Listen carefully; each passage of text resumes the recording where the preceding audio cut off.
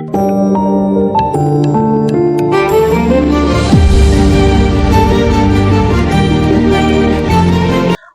மக்களை, டிஆர்ஏ அகாடமில இன்னைக்கான வகுப்புல என்ன பார்க்க போறோம் அப்படின்னா, 8வது வார தேர்விற்கான ஐஎன்எம் கிளாஸ்ல 10th ஸ்டாண்டர்ட்ல 7th லெசன், 12th ஸ்டாண்டர்ட்ல 4வது லெசன், இந்த 2 லெசனும் எதை பத்தி சொல்லுது அப்படின்னா, காந்தியடிகள் இந்திய தேசிய இயக்கத்திற்கு தலைமை ஏற்றதை பத்தி சொல்லுது. அது என்ன சார்? காந்தியடிகள் 1915 காந்தியடிகள் இந்தியா வந்திருப்பார்.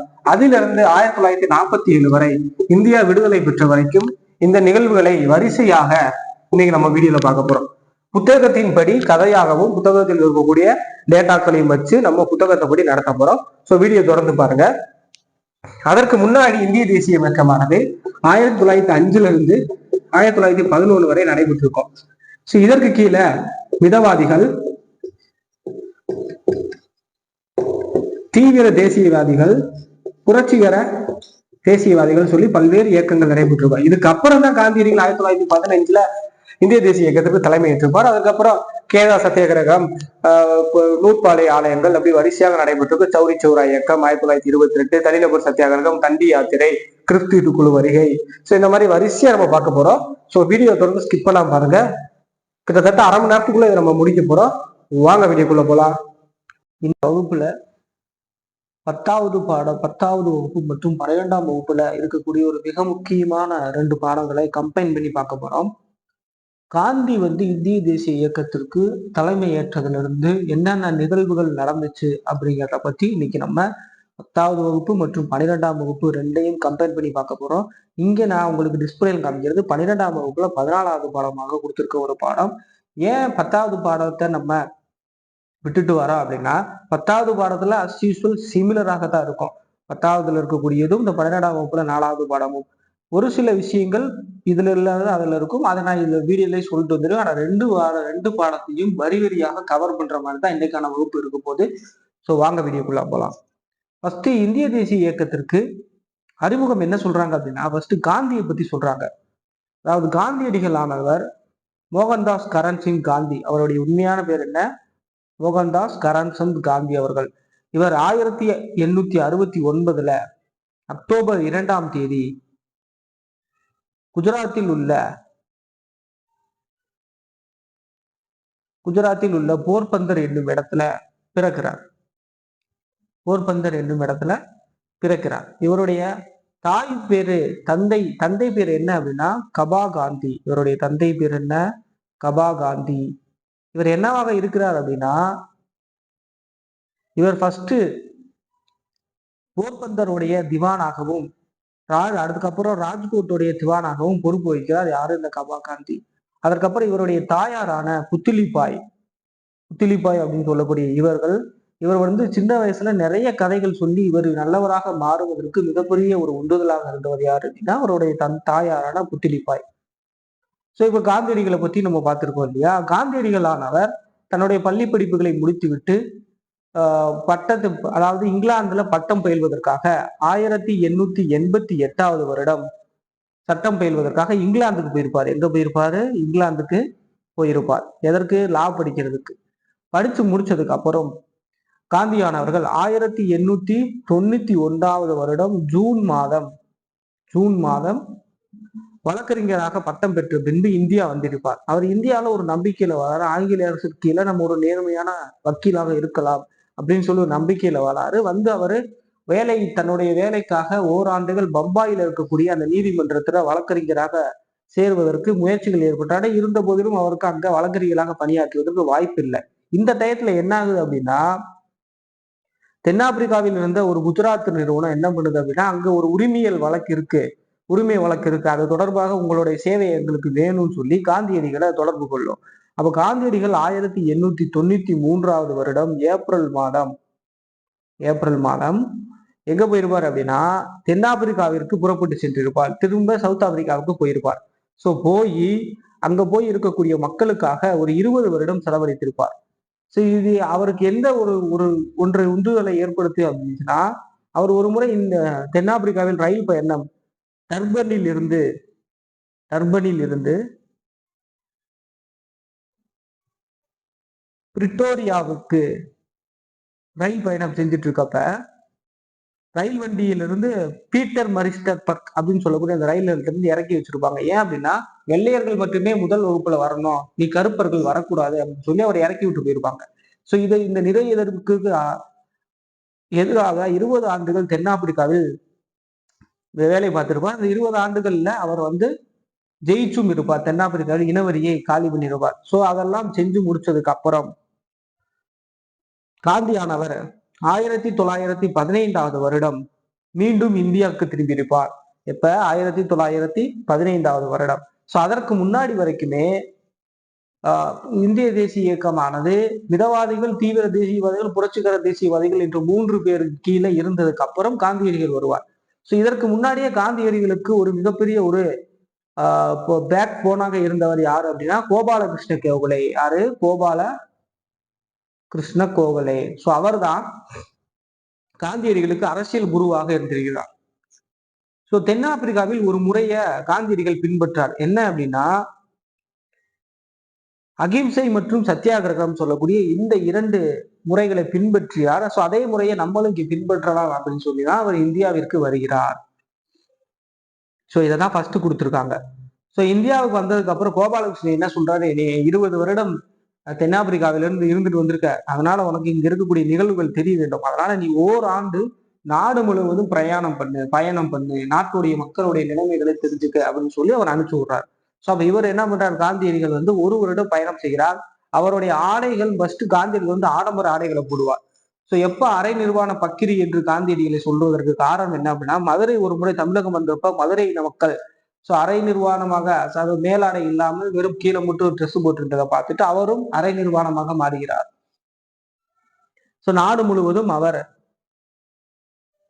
பயணம் மேற்கொள்ளார். ஓராண்டு காலம் பயணம் மேற்கொண்டார். அதுக்கப்புறம் அவர் அகமதாபாத்ல சபர்மதி ஆற்றங்கரையில் ஒரு ஆசிரமத்தை நிறுவினார். ஒரு ஆசிரமத்தை நிறுவினார். சோ இதுதான் இந்த பேராகிராஃப்ல கொடுத்திருக்காங்க. 10வது வகுப்புல இப்ப நான் சொன்ன விஷயங்கள் எல்லாமே இருக்கு. சோ நான் இவர் என்ன யுத்தியை கையாளுகிறார் அப்படின்னா சத்தியம், உண்மை, அகிம்சை, வன்முறையற்ற தன்மை. இதன் மூலியமாகவே நம்ம விடுதலையாக வாங்க முடியும் அப்படின்னு சொல்லி அவர் முடிவுக்கு வராரு. சரி, இப்ப காந்தியடிகள் வந்து இந்திய தேசிய இயக்கத்திற்கு தலைமை ஏற்றுட்டார். அதுக்கப்புறம் என்னென்ன நிகழ்வுகள் நடந்துச்சு அப்படிங்கிறத பார்க்க ஆரம்பிக்கலாம். காந்தியடிகள் இந்திய தேசிய இயக்கத்திற்கு தலைமை ஏற்றதற்கு அப்புறம் என்னென்ன நிகழ்வுகள் நடைபெறுது அப்படின்னு சாம்ரான் இயக்கம் சொல்லி 1917 இந்த சாம்ரான் அப்படின்னு சொல்லக்கூடிய இந்த இடமானது பீகாரில் இருக்கு. எங்க இருக்கு? பீகாரில் உள்ளது. இங்க என்ன பிரச்சனை அப்படிங்கிறத பார்க்கலாம். இங்க இருக்கக்கூடிய விவசாயிகள் தீன் காதியா முறை, அது என்ன சார் தீன் காதியா முறை அப்படின்னா, தீன் காதியா முறை அப்படிங்கிறது என்ன அப்படின்னா, அங்க இருக்கக்கூடிய விவசாயிகள் வந்து இண்டிகோ பயிரிடுமாறு கட்டாயப்படுத்தப்பட்டார்கள். 20ல் 3 பங்கு நிலங்கள்ல இண்டிகோ பயிரிடப்பட வேண்டும். அது என்ன சார் இண்டிகோ அப்படின்னா அபுரி, கருநீலம். சோ அந்த டயத்துல வந்து ஐரோப்பியர்கள்ல வந்து இயற்கை சாயமானது தேவை ரொம்ப அதிகமாக இருந்துச்சு, கருநிலத்தோட தேவை. அப்ப ஐரோப்பியர்கள் என்ன பண்றாங்க, இந்திய விவசாயிகளிடம் வந்து குறிப்பிட்ட முன்பணத்தை கொடுத்து குறிப்பிட்ட வேலைகளை வாங்கி கொண்டு அவர்கள் எந்த இதற்கு லாபத்திற்கு கொடுக்கிறோமோ, எந்த நிலையை நிர்ணயிக்க வேண்டும் என்பதையுமே முடிவு செய்தது யாரு அப்படின்னா ஐரோப்பியர்கள். சோ அப்படி 20ல் 3 பங்கு நிலங்கள்ல அவர்கள் இதை விளைவிக்குமாறு விவசாயிகளை கட்டாயப்படுத்தினார்கள். சோ அப்ப இவங்க என்ன பண்றாங்க, விவசாயிகள் வந்து இதனை எதிர்த்து போராட்டம் செய்யறாங்க. சோ அந்த போராட்டத்தின் போதுதான் அங்க விவசாயிகள் இருக்காங்க இல்லையா, அந்த விவசாயிகள் வந்து காந்தியடிகளுக்கு அழைப்பு விடுக்கிறாங்க. யார் அப்படின்னா அங்க இருக்கக்கூடிய ராஜ்குமார் சுக்லா என்று சொல்லக்கூடிய இவர் காந்தியடிகளை அழைப்பு விடுக்கிறார். அதனை ஏற்றுக்கொண்டு காந்தியடிகளும் இங்கே வருகிறார். இந்த பாத்தீங்கன்னா பீகார் சாம்ரான் மாவட்டத்தில் இருக்கு இந்த பங்கு விவசாயம். அதான் சொன்னேன். அடுத்து சோ அவர் ராஜ்குமார் சுக்லாவுடைய கோரிக்கையை ஏற்று காந்தியடிகள் சாம்ரான் வருகிறார். காந்தியடிகள் இங்க வரக்கூடாது அப்படின்னு சொல்லி திருப்பி அனுப்புறதுக்கு ஆங்கிலம் நிறைய முயற்சி பண்ணாங்க. இருந்தாலும் அதை எதையுமே கண்டுகொள்ளாமல் காந்தியடிகள் அங்க வந்து அவருடைய வேலைகளை ஆரம்பிக்கிறார். அங்க பாத்தீங்க அப்படின்னா ராஜேந்திர பிரசாத், மஜ்ருல் ஹக், ஆச்சாரியா கிரிபாலினி, மகாதேவ் தேசாய் போன்ற உள்ளூர் தலைவருடன் காந்தியடிகள் விரைவான விசாரணை மேற்கொள்ளார். என்ன காரணம், என்ன பிரச்சனை அப்படிங்கிறது. அப்ப போலீஸ் வந்து அவர் உடனடியாக இந்த கிராமத்தை விட்டு வெளியேறுங்க அப்படின்னு சொல்லி பிரிட்டிஷ் அதிகாரிகள் காந்தியடிகளுக்கு உத்தரவிடுறாங்க. ஆனா அவர் வெளியேற மறுத்து விடுகிறார். சோ வெளியேற மறுத்து விட்டதுக்கு அப்புறம் இப்படியே போராட்டம் போயிட்டு இருக்கப்ப பிரிட்டிஷ் அரசாங்கம் வந்து ஒரு 7 பேர் கொண்ட ஒரு குழு ஒன்றை அமைக்குது. அந்த குழுவுல காந்தியடிகளும் ஒரு உறுப்பினராக இருக்கிறார். அந்த குழு என்ன ஒரு பேச்சுவார்த்தை நடத்தி, ஓகே, யாருக்கு பணம் இருக்கிறதோ அந்த விவசாயிகள் மற்றும் இதற்கு தீன்காந்தியா முறையை ரத்து செய்யுமாறு ஒரு குழு ஒன்று அமைச்சு அந்த குழு வந்து அந்த முறையை ரத்து செய்கிறது. ஸோ இது வந்து காந்தியடிகளுக்கு முதல் வெற்றியாக பார்க்கப்படுகிறது. ஸோ இதுதான் சாம்பிரான் சத்தியாகிரக இயக்கம் 1917. ஸோ இது நடந்து முடிந்த அடுத்த வருடமே ஆலய தொழிலாளர்கள் வேலை நிறுத்தம் மற்றும் காந்தியடிகளுடைய உண்ணாவிரதம். ஸோ இவ்வாறு காந்தியடிகள் தனது முதல் வெற்றியை சாம்பிரான்ல ஜெயிச்சதுக்கு அப்புறம் என்ன ஆகுது அப்படின்னா, விவசாயிகள் நிலையை நெருக்கமாக புரிந்து கொள்ள இந்த போராட்டம் அவருக்கு ரொம்ப யூஸ்ஃபுல்லா இருந்துச்சு. அப்ப அகமதாபாத் நகர்ல ஒரு வேலை செய்யக்கூடிய ஒரு பணியாளர்கள் என்ன பண்றாங்க அப்படின்னா, ரொம்ப நேரம் படிப்பு வேலை பார்க்குறாங்க. அதே மாதிரி அவங்களுக்கு 35% ஊதிய உயர்வு வேணும் அப்படின்னு சொல்லி கேட்டு அந்த கம்பெனி நிர்வாகத்திற்கு எதிராக போராட்டத்தில் ஈடுபடுறாங்க. ஸோ இப்ப இங்க காந்தியடிகள் போய் அவர்களுக்கு சாதகமாக பேசி எந்த ஒரு நிலையிலும் நீங்க பின்வாங்காதீங்கன்னு சொல்லி அந்த தொழிலாளர்களிடம் பேசி அந்த நிறுவனத்திற்கு எதிராக போராட்டம் செய்வார் கேட்டுக்கொண்டாரு. இவங்களும் அதற்கு ஏற்ற மாதிரி போராட்டம் செய்யறாங்க. கடைசியாக என்ன ஆகுது அப்படின்னா, காந்தியடிகள் வந்து உண்ணாவிரத போராட்டம் இருக்கிறார். நீங்க இதுல முடிவெடுக்கிற வரைக்கும் நான் உண்ணாவிரதம் போராட்டத்தில் ஈடுபடுவேன்னு சொல்லி உண்ணாவிரத போராட்டத்துக்கு கடைசியாக அந்த நிறுவனம் வந்து அந்த தொழிலாளர்களுக்கு 35% ஊதிய உயர்வை கொடுத்து அதிலையும் காந்தியடிகள் வெற்றி பெறுகிறார். சோ இப்ப இரண்டாவது வெற்றி எங்க கேதா அப்படின்னு சொல்லக்கூடிய அந்த இடத்துல கேதா அப்படின்னு சொல்லக்கூடிய அந்த இடத்துல வெற்றி பெறுகிறார். அடுத்து கேதா அப்படின்னு சொல்லக்கூடிய அந்த போராட்டத்தை பத்தி பார்க்கலாம். கேதா அப்படின்னு சொல்லக்கூடிய இந்த மாவட்டமானது விவசாயிகள் வந்து அங்க இருக்கக்கூடிய மாவட்ட விவசாயிகள் வந்து பருவமழை பொய்த்து போயிடுச்சு. அதனால பஞ்சம் நிறைய ஏற்படுது. ஸோ பஞ்சம் நிறைய ஏற்படுறதுனால நாங்கள் வரி செலுத்த முடியாது அப்படின்னு சொல்லி அவங்க விவசாயிகள் சொல்றாங்க. ஆங்கிலேய அரசாங்க ஆட்சியின் கீழே ஒரு சட்டம் இருந்துச்சு. என்ன அப்படின்னா 25% கீழே பயிர் சாகுபடி இருந்தால், குறைவாக இருந்தால் முழுமையாக அந்த நிலவரியை ரத்து செய்ய வேண்டும். இப்படி ஒரு சட்டம் வந்து ஆங்கிலேயர்களே உருவாக்குறாங்க. ஆனா அந்த சட்டத்தை ஆங்கிலேயர்கள் பின்பற்றவில்லை. ஸோ இது எதையுமே கவலை கொள்ளாம முழு பணத்தை செலுத்துமாறு அவர்களை கட்டாயப்படுத்துறாங்க கேரளாவில் இருக்கிற விவசாயிகளை. அந்த டயத்துல தான் பிளேக் நோயாலும் அதிக விளைச்சலாலும் பஞ்சத்தாலும் பாதிக்கப்பட்ட விவசாயிகள் காந்தியடிகள் உறுப்பினராக இருந்த சங்கமான இந்திய பணியாளர் சங்கம். சோ இந்திய பணியாளர் சங்கத்தை உருவாக்கியவர் யார் அப்படின்னா, இவருடைய அரசியல் குருவான கோபாலகிருஷ்ண கோகலே. எந்த வருடம் 1905 வருடம் உருவாக்கியிருப்பார். சோ அதுல இருக்கிறாங்க. வித்தாய் பட்டேலுடன் இணைந்து தலையிட்ட காந்தியடிகள் பணம் செலுத்த மறுத்துவிட்டு, சோ அவர் என்ன சொல்றாரு அப்படின்னா, சாகுற வரைக்கும் போராட்டம் நடத்துமாறு கேட்டுக்கொள்கிறார் காந்தியடிகள் அந்த விவசாயிகள். இவங்களும் ஓகே, இதுவரைக்கும் வராத கூட்டம் பொதுவாக இளைஞர்கள், அறிஞர்கள், படித்தவர்கள், பட்டதாரிகள் எல்லாரும் சேர்ந்து காந்தியடிகளுக்கு இந்த போராட்டத்தில் உறுதியாக இருக்குமாறு கேட்டுக்கொண்டு போராட்டத்துல நடத்துறாங்க. சோ இப்ப ஆங்கில அரசு என்ன முடிவு பண்ணு அப்படின்னா, இந்த போராட்டம் போயிட்டு இருக்க இதே டயத்துல ஆங்கில அரசு இந்த போராட்டத்தை ஒடுக்குறதுக்காக நிறைய அந்த போராட்டத்தில் ஈடுபடுபவர்களுடைய சொத்துக்களை முடக்குவது, அவர்களுடைய காளைகளையோ அல்லது வேளாண் பொருட்களையோ நிலங்களையோ புடுங்கி அடுத்த ஆளுக்கு விற்பனைக்கு கொடுப்பது, இந்த மாதிரியான விஷயங்களை செய்து இருந்தாலும் போராட்டம் முடிந்த பாடில்லை. போராட்டம் நடந்து கொண்டுதான் இருக்கு. அதுக்கப்புறம் ஒரு முடிவுக்கு வராங்க. யாரால விவசாயிகள் எந்த விவசாயிகளால பணம் செலுத்த முடியுமோ அவர்கள் மட்டும் பணம் செலுத்தினால் போதும் என்று ஒரு முடிவுக்கு ஆங்கிலேய அரசு வருது. இதன் மூலியமாக இந்த சத்தியாகிரகத்தில் இவர்கள் வெற்றி பெறுகிறார்கள். கேதா சத்தியாகிரகம் 1918. இவ்வாறாக காந்தியடிகள் வந்து 3 சத்தியாகிரக போராட்டங்களில் வெற்றி பெறுகிறார். முதல்ல சாம்பிரான் 1917, அதுக்கடுத்து அலகாபாத் வேலை நிறுத்தம் 1918, அடுத்து கேதா சத்தியாகிரகம் 1918. சோ இந்த 3லையும் அவர் வெற்றி பெறுகிறார். சோ இது வந்து காந்தியடிகளை வந்து நாடு முழுவதும் ஒரு மிகப்பெரிய தலைவராக எடுத்துக்கொண்டு போகுது. இப்படி காந்தியடிகள் ஜெயிச்சதுக்கு அப்புறம் என்ன ஆகுது அப்படிங்கிறத பார்க்கலாம். அதுக்கப்புறம் ஆங்கிலேய அரசானது மாண்டேகு ஜெம்ஸ்போர்ட் சீர்திருத்த சட்டம் சொல்லி 1919 வருடம் ஒரு சட்டத்தை கொண்டு வருது. மாண்டேகு ஜெம்ஸ்போர்ட் சீர்திருத்த சட்டம். இது என்னது அப்படின்னா, இந்தியாவுடைய பிரிட்டிஷ் வெளியுறவுத்துறை அமைச்சராக மாண்டேகவும் அரச பிரதிநிதியாக இருந்த அதாவது வைஸ்ரேயாக இருந்த செம்ஸோடும் இந்தியாவுக்கு அரசியல் சாசன மாற்றங்களை கொண்டு வருவதற்கு 1919 ஒரு சட்டத்தை ஏற்றப்படுது. இது இந்திய கவுன்சில் சட்டம் அப்படின்னு சொல்லுவாங்க. இது என்ன சட்டம் அப்படின்னா, மாகாணங்களில் இரட்டை ஆட்சி அப்படின்னு சொல்லக்கூடிய அந்த ஒன்றை கொண்டு வராங்க. மாகாணங்களில் இரட்டை ஆட்சி. அதெல்லாம் சார் மாகாணங்களில் இரட்டை ஆட்சி அப்படின்னா, அதாவது சொல்றாங்க பாத்தீங்களா, இரட்டை ஆட்சி கீழ் மாகாணங்கள் நிர்வாகத்தில் அதிக பங்கு வழங்கப்பட்டுச்சு. அதாவது அப்ப இது நல்ல விஷயம் தானே சார், ஏன் சார் எதிர்த்தாங்க அப்படின்னா, இங்கதான் சட்ட சிக்கல். முக்கியமான துறைகளான நீதி ஆகிய முக்கியமான துறைகள், சட்டம் வழங்குறது, ஒழுங்கு இதெல்லாம் வந்து ஆங்கில அரசு வச்சுக்கிட்டுச்சு. அதற்கு ஆங்கில அரசு கீழே இருக்கு. சுகாதாரம், கல்வி, உள்ளாட்சி போன்ற அதிகாரங்கள் எல்லாம் இந்திய பிரதிநிதிகளுக்கு கொடுக்குறாங்க. ஓகே தானே சார் அப்படின்னா, அதுலயும் என்ன பிரச்சனை அப்படின்னா, இந்த பிரதிநிதிகளுக்கு கொடுக்கப்பட்ட இந்த துறைகளிலுமே ஆளுநருடைய கட்டுப்பாடு கீழே விடுறாங்க. இந்த ஆளுநர் வந்து ஆங்கிலேயருக்கு கட்டுப்பட்டவர். சோ அப்ப அவர் வந்து இந்த துறைகளை மாற்றி அமைக்க முடியும். இந்த துறைகளை மத்திய அரசாங்கம், அதாவது ஆங்கிலேய அரசாங்கத்திற்கு கொடுக்க முடியும். சோ இந்த மாதிரியான விஷயங்கள் நடப்பதனால இது ஏளனமாக ஒன்றாக இருக்கு. இந்த முழுவதும் நகைப்புக்கிடமாக இருக்குதா சொல்றாங்க.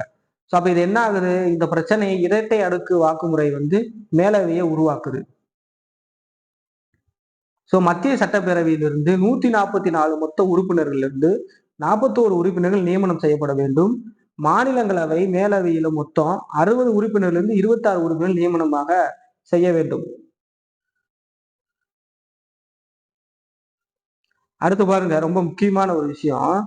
சோ இந்த மாதிரியான விஷயங்கள் எல்லாம் ஐரோப்பிய அதிகாரிகளுடைய அதிகார கைகள்ல போய் அடங்கியிருக்காங்க சொல்றாங்க.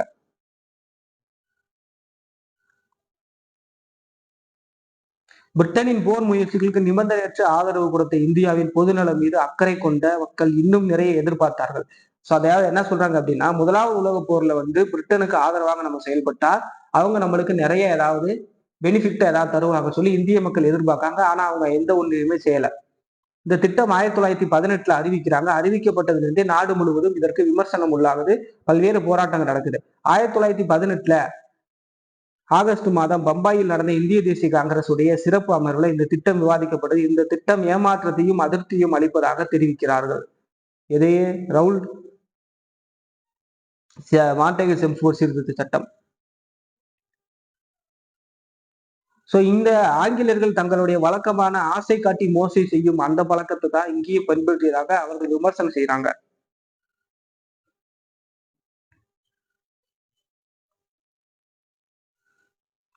சோ இப்படி விமர்சனம் செய்யற அதே காலகட்டத்துல வந்து ரவுல்ட் சட்டம் சொல்லி இன்னொரு சட்டத்தை ஆங்கிலேயர்கள் கொண்டு வராங்க அதே வருடம். சோ இதையும் ஞாபகத்தில் வச்சுக்கோங்க, 1919 வருடம் தான் ரவுல்ட் சட்டம் அப்படின்னு சொல்லக்கூடிய ஒரு சட்டத்தையும் கொண்டு வராங்க. இதை கொண்டு வந்தவர் யாரு அப்படின்னா ரவுல்ட். சோ இதற்கு என்ன அப்படின்னா, ரவுல்ட் சட்டம்னா, ரவுல் சட்டம் அப்படிங்கிறது என்ன அப்படின்னா, எந்த ஒரு பிடிவாரண்டும் எந்த ஒரு விசாரணையும் இல்லாமல் யாரை வேண்டுமானாலும் எப்போது வேண்டுமானாலும் கைது செய்து கொள்ளலாம் அப்படின்னு சொல்லி ஒரு சட்டத்தை கொண்டு வராங்க. அதுதான் ரவுல்ட் சட்டம். இதனை எதிர்த்து 1919 ஏப்ரல் மாதம் 6ஆம் தேதி நாடு முழுவதும் போராட்டம் நடைபெறுது. இது கருப்பு சட்டம் என்று விமர்சனம் செய்யறாங்க. என்னங்க கருப்பு சட்டம் என்று விமர்சனம் செய்யறாங்க. எதை? ரவுல்ட் சட்டத்தை. சோ ரவுல்ட் சட்டம்னா என்னன்னு சொல்லியிருக்கேன், எந்த வருஷம் கொண்டு வந்தாங்கன்னு பார்த்திருக்கோம். இப்ப இதே டயத்துல வந்து பிராமணர் அல்லாத இயக்கங்கள் மிகப்பெரிய அளவுல பங்கு பெற்றுச்சு. அதாவது பிராமணர் வந்து 3.2% இடஒதுக்கீடு பெற்றிருந்தாலும் 70% படித்த இந்தியர்கள்ல 100%த்துல 70% பேர் வந்து யாரும் பிராமணர்களாக இருக்காங்க. சோ அப்ப பிராமணர்களின் ஆதிக்கத்தை எதிர்ப்பதற்காக பல்வேறு இடங்கள்ல பல்வேறு போராட்டங்கள் பல்வேறு இயக்கங்கள் ஏற்படுது. அதை பத்தி முக்கியமானது என்ன அப்படின்னா, வங்காளத்திலும் கிழக்கு பகுதிகளில் தொடங்கிய நாமசூத்ரா இயக்கம் ரொம்ப முக்கியம். அதே மாதிரி இந்தியாவின் வடமேற்கு பகுதியில தொடங்கப்பட்ட ஆதி தர்மா இயக்கம், மேற்கு இந்தியாவில் சத்திய சோதயா இயக்கம், தென்னிந்தியாவில் திராவிட இயக்கம், இதெல்லாம் வந்து பிராமணர்கள், அதாவது பிராமணர்களுக்கு எதிராக தொடங்கப்பட்ட இயக்கங்கள். இதுல ரொம்ப முக்கியமான ஜோதி பாபு பூலே அப்படின்னு சொல்லக்கூடிய இவர் 1872 ஒரு குலம்காரி அப்படின்னு சொல்லக்கூடிய ஒரு புத்தகத்தை வெளியிடுகிறார். அந்த புத்தகம் வந்து அடிமைத்தனம் என்று சொல்லப்படுகிறது. இவர் யாரு அப்படின்னா, பிராமணர் அல்லாத இயக்கத்திற்காக போராடியவர் தான், மகாராஷ்டிராவை சேர்ந்தவர். ஸோ இதுல வேற எதுவுமே முக்கியம் கிடையாது. ஸோ பிராமணர் அல்லாத இயக்கத்தை பத்தி அவ்வளவுதான் சொல்லியிருக்கும். அடுத்து பாருங்க, ஒத்துழையாமை இயக்கம். ஒத்துழையாமை இயக்கம் வந்து 1920 இருந்து ஆரம்பிச்சிருப்பாங்க. அதுக்கு ஃபர்ஸ்ட் ரவுல்ட் சட்டம் மிக முக்கிய ஒரு காரணமாக இருக்கும். நான் சொன்னேன் இல்லையா, 1919 ஏப்ரல் மாதம் 6ஆம் தேதி இது நடைபெற்றிருக்கும் ரவுல்ட் சட்டம்னு. அந்த ரவுல்ட் சட்டத்தை பற்றி கொடுத்திருக்காங்க.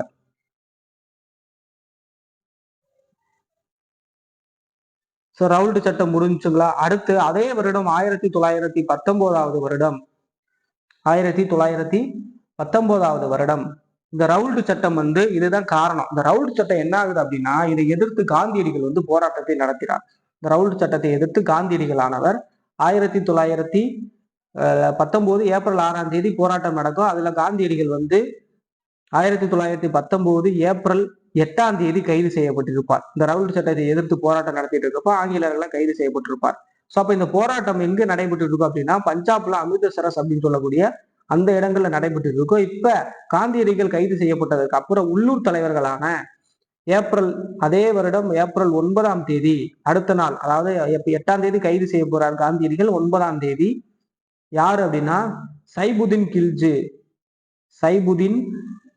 கில்ஜி சத்யபால். ஸோ இந்த 2 சகோதரர்களால் உள்ளூர் தலைவர்களுடைய முன்னோட்டத்தின் கீழே அந்த அமிர்தசரஸினுடைய அந்த போராட்டங்கள் முன்னெடுத்து செல்லப்படுகிறது. அவர்களும் கைது செய்யப்படுகிறார்கள். 9ஆம் தேதி ஏப்ரல் 9ஆம் தேதி அவர்களும் கைது செய்யப்படுகிறார்கள். அடுத்து பாத்தீங்க அப்படின்னா ரொம்ப முக்கியமான ஒன்று, இப்போ 9ஆம் தேதி கைது செய்யப்படுறாங்க. இதைத் தொடர்ந்து 1919 ஏப்ரல் 13 அமிர்தசரஸில் உள்ள ஜாலியன் வாலாபாக் பகுதி அப்படிங்கிறது ஒரு பூங்கா. ஸோ ஜாலியன் வாலாபாக் அப்படிங்கிறது அமிர்தசரஸில் இருக்கக்கூடிய ஒரு பூங்கா. அங்க ஆயிரக்கணக்கான மக்கள் ஒன்று கூடி போராட்டங்களை பைசாகி திருநாள், அதாவது பைசாகி திருநாள் அப்படிங்கிறது சீக்கியர்களின் அறுவடை திருநாள். நம்ம இங்க பொங்கல் கொண்டாடுறோம் இல்லையா, அது மாதிரி சீக்கியர்களுடைய பொங்கல் சொல்லலாம். அன்றைக்கு ஏப்ரல் 13ஆம் தேதி அவங்க அந்த பொதுக்கூட்டத்தில் கூடி ரவுல்ட் சட்டத்திற்கு எதிராக போராட்டங்கள் நடத்துறாங்க அமைதியான முறையில். ஆயிரக்கணக்கான கிராம மக்கள் ஒன்று கூடி. அப்ப அங்க என்ன பிரச்சனை ஆகுது அப்படின்னா,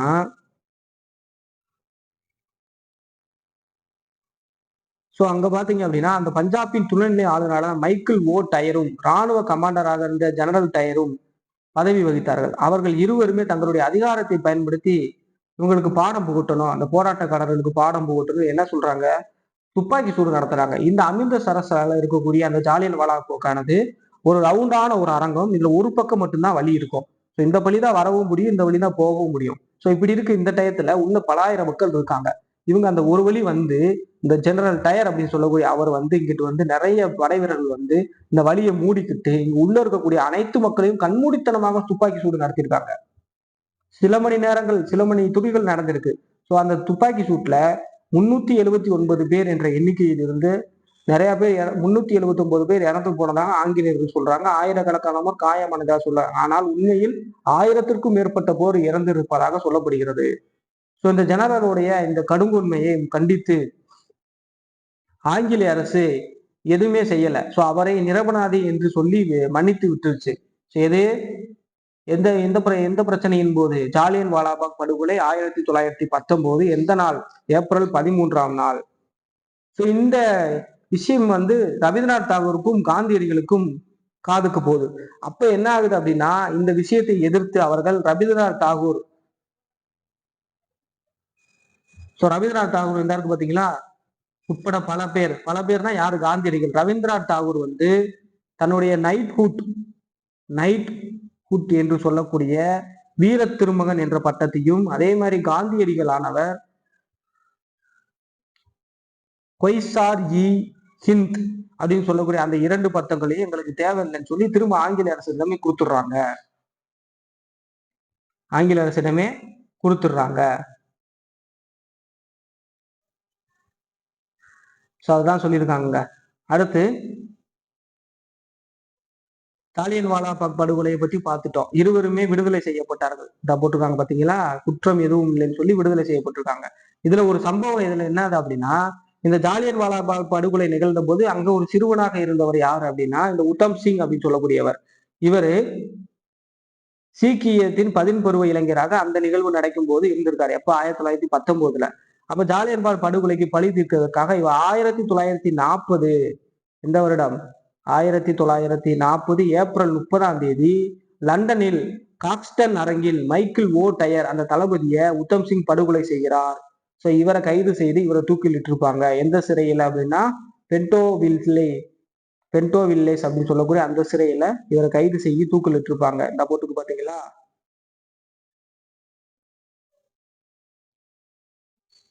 பாத்தீங்களா, 1940 மார்ச் 30 லண்டனில் காக்ஸ்டக் அரங்கில் மைக்கேல் ஓட்டையரை உத்தம் சிங் கொன்று விட்டிருப்பார். சோ இதுக்கு அதற்கு பழி தீர்க்கும் நடவடிக்கையாக இருக்கும். இப்ப நம்ம இந்தியா வந்து விடுதலை பெறணும் அப்படின்னா இந்து முஸ்லிம்கள் 2 பேரும் ஒற்றுமையாக இருக்க வேண்டும் அப்படின்னு சொல்லி ஒரு முடிவுக்கு வராங்க. சோ அப்ப இந்து முஸ்லிம்களுக்கு ஒற்றுமையை குறித்து காந்தியடிகள் ரொம்ப கவலை கொள்றார், அக்கறை கொள்றார். சோ அவர் என்ன பண்றாரு அப்படின்னா, முஸ்லிம்களுடைய ஆதரவை பெற்றுட்டோம் அப்படின்னா நம்ம எளிமையாக ஆங்கிலேயர்களுக்கு எதிராக நம்ம வெற்றி பெற்றலாம் அப்படின்னு சொல்லி எண்ணி கிலாபாத் இயக்கமை உருவாக்கிய கிலாபாத் இயக்கம் வந்து 1918 உருவாக்கி இருப்பாங்க. அதோடைய சகோதரர்களான அலி சகோதரர்கள் யார் யார் அப்படின்னா மௌலானா சவுகத் அலி மற்றும் முகமது அலி சகோதரர்கள் மௌலானா அப்துல் கலாம் ஆசாத்துடன் இணைந்து கிலாபத் இயக்கம் 1918 உருவாக்கி இருப்பாங்க. இது முஸ்லிம்களுக்காக உருவாக்கப்பட்ட ஒரு இயக்கம். இப்ப ஒத்துழையாமை இயக்கம் தொடங்குது. அதென்ன சார் ஒத்துழையாமை இயக்கம் அப்படின்னா, ஆங்கில அரசு செய்யக்கூடிய எந்த ஒரு விஷயத்திற்கும் நாங்கள் ஒத்துழைக்க மாட்டோம் அப்படின்னு சொல்லி சொல்றதுதான் ஒத்துழையாமை இயக்கம். அதுல என்னென்ன விஷயங்கள் வரும் அப்படின்னா, அதை நம்ம பார்க்கலாம், பின்னாடி பார்க்கலாம். சோ ஒத்துழைமை இயக்கத்திற்கு கிலாபத் மாநாட்டில் காந்தியடிகள் வலியுறுத்தலின் பேரில் 1920 ஆகஸ்ட் 31 முதல் ஒத்துழைமை இயக்கத்தை தொடங்க முடிவு செய்யறாங்க. எங்க கிலாபத் மாநாடு எப்ப 1920 இருந்து ஆகஸ்ட் 31 தொடங்கலாம் அப்படின்னு சொல்லி முடிவு செய்யறாங்க. அதுல என்னென்ன விஷயங்கள் வரும் அப்படின்னா, கல்வி நிறுவனங்களை புறக்கணிக்கிறது, அரசின் செயல்பாடுகளை ஒத்துழைக்காமல் இருப்பது, நீதிமன்ற வழக்கறிஞர்களை ஆஜராகாமல் இருப்பது, அரசு பள்ளி குழந்தைகள் அவற்றின் பெற்றோர்கள் புறக்கணிப்பது, 1919 சட்டத்தின் கீழ் உருவாக்கப்பட்ட சட்டப்பேரவையை புறக்கணிப்பது, அரசு விருது வழங்கும் நிகழ்ச்சிகளில் ஈடுபடாமல் இருப்பது, குடிமை பணி அல்லது இராணுவ பணிகளில் சேராமல் இருப்பது, அந்நிய பொருட்களை புறக்கணித்து நமது நாட்டின் உள்ளூர் பொருட்களுக்கு ஆதரவு தருவது, இந்த மாதிரியான விஷயங்கள்லாம் ஒத்துழையாமை இயக்கத்திற்கு கீழே வரும். சோ அப்ப முடிவு செய்து 1920 செப்டம்பர் மாதம் கல்கத்தாவுல காங்கிரஸ் உடைய சிறப்பு அமர்வில் காலனி ஆதிக்க அரசுடன் ஒத்துழையாமை இயக்கம் கடைபிடிக்க காந்தியடிகள் யோசனை ஏற்றுக்கொள்ள தீர்மானம் நிறைவேற்றப்பட்டு கிலாபாத் மற்றும் பஞ்சாப் குறைகள் சரி செய்யப்பட்டு தன்னாட்சி அரசு ஒத்துழைமையாக்கம் கடைபிடிக்க உத்தரவு ஏற்படுத்தப்பட்டுச்சு. சோ ஒத்துழையாக்கம் இப்ப ஆரம்பிச்சிட்டாங்க. அது நம்ம சொன்ன விஷயங்கள்லாம் இருக்கு, பள்ளிகளை புறப்பிடிக்கிறது, இந்த விஷயங்கள் எல்லாம் கொடுத்திருக்காங்க. அடுத்து 1920 நாக்பூரில் நிகழ்ந்த காங்கிரஸ் அமர்வில் முந்தைய தீர்மானங்கள் ஏற்றுக்கொள்ளப்பட்டுச்சு.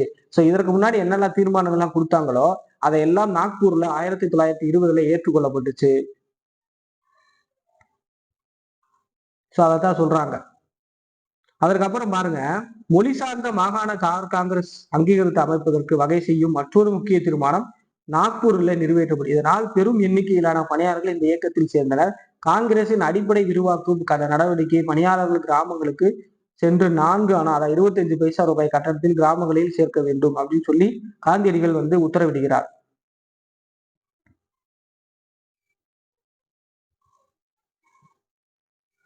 இப்ப காந்தியடிகள் வந்து இதை செஞ்சதுக்கு அப்புறம் காந்தியடிகள் தலைமையில் ஏற்படுத்தப்பட்ட தாக்கங்கள் என்னென்ன அப்படிங்கிறத பார்க்கலாம்.